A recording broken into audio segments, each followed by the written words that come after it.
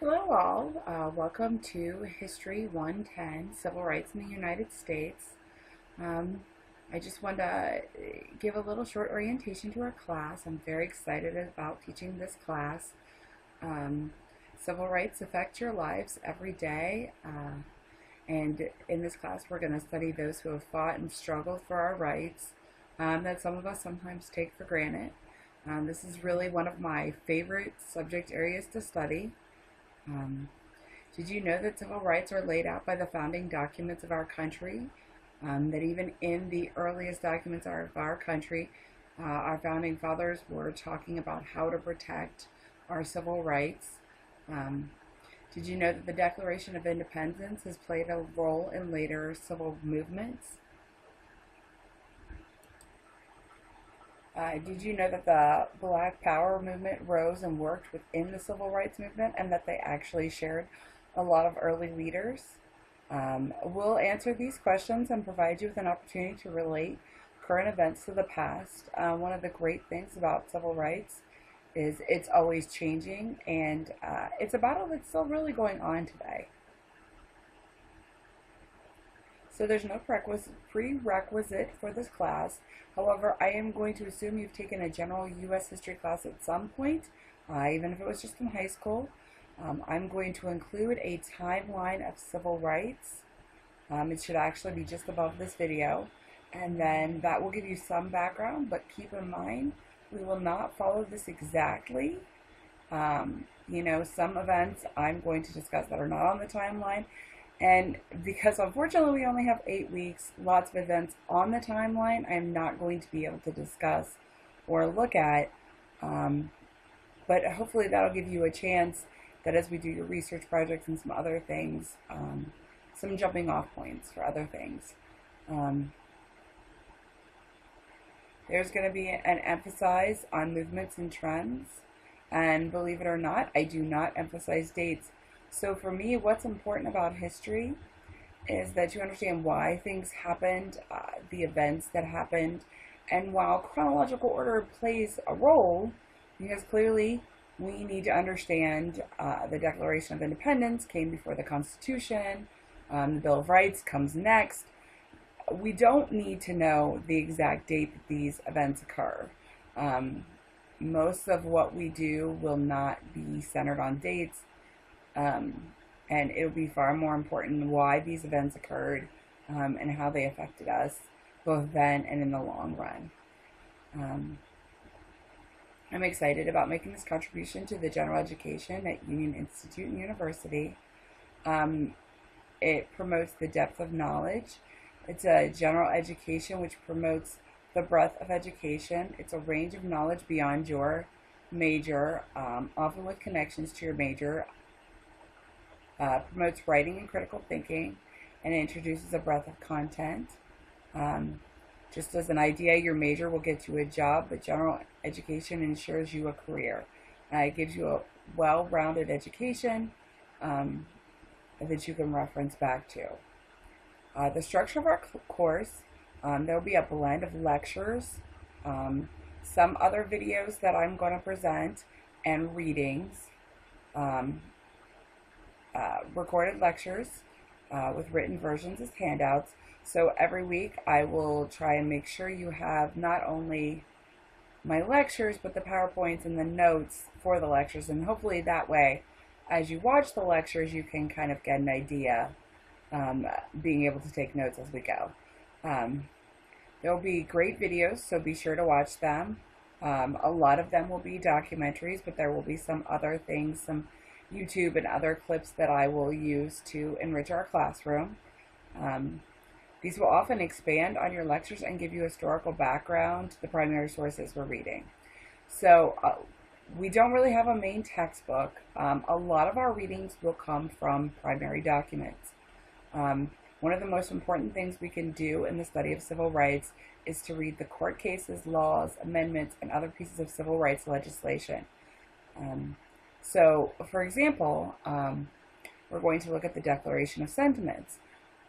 You're going to read the actual document as to the best of our ability, and then you're going to watch a short video on it. I'm going to talk about it in a later lecture. And those videos will give you the background you need to have so that when you read the document, you're really ready to go. So for the most part, you're going to want to try and watch the videos before you do a lot of the readings. We do have one book that we're going to be reading towards the end. There are going to be several articles every week. There's going to be multiple readings, so be sure that if you're at all confused early on, you ask me, let me know. All of these readings, except the one book you do have to purchase, are provided within our classroom with the internet and links. We're also going to do forum discussions. This is actually one of my favorite parts of teaching in an online classroom. I think the discussions allow you guys to really tell me what you've learned and what you've gotten out of our lectures and our videos and our readings. And then they also allow you to challenge and direct other students' learning. They allow me to do that through my own posts. So you're going to notice that our discussions are not due till Sunday. I really hope that you'll post early in the week so that we can have a lively discussion on these topics, because we have some really great topics we're going to look at. I expect you guys to raise questions, to challenge each other's thinking, and also to be respectful. Some of the things we're talking about are still very much issues today, and I know that can be exciting, and I'm hoping passionate for some of you. I feel very passionately about civil rights and the importance that plays in our government. But I want to remind everyone to please be respectful, that we write everything online, so your tone of voice and your body language, which might convey some of those ideas, cannot come across. So it's your responsibility to make sure that all of that is in your writing.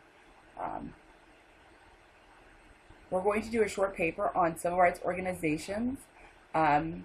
So we most often think of civil rights as laws and legislation, but the civil rights movement that took place in the mid to late 20th century is actually very grassroots, and it's organized a lot around ordinary people. And I think that's really important for a couple reasons.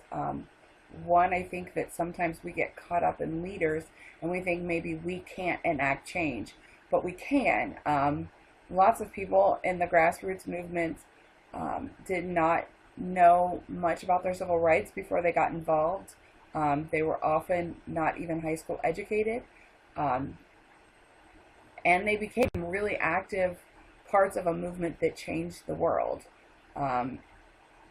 So these civil rights organizations were how especially young people organized groups to enact change.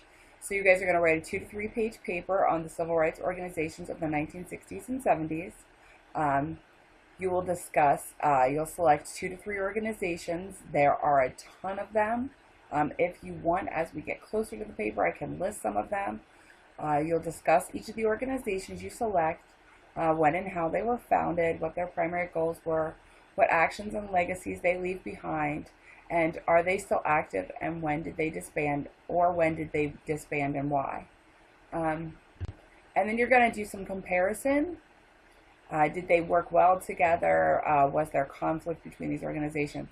And that's really important because our final paper is completely comparison and analysis. And this will give you guys a chance to do some of that and to hear back from me on how well you did that, so that you're really prepared, hopefully, for your big paper in week 8.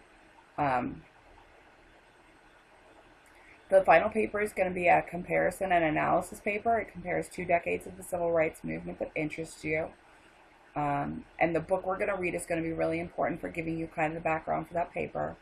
You're going to compare the impact on social and ethical responsibility, evaluate a leader's ethical choice and contributions to the civil rights movement, some scholarly theory, and evaluate a museum's ethical choice and contribution to the civil rights and its scholarly theory.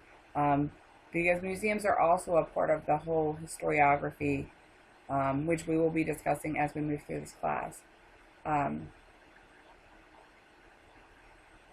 There is the final component Well, the second to last component in our class is weekly quizzes. So you're going to watch the lectures, documentaries, and the readings, and then take a quiz on it to ensure that you're understanding what's going on in our class.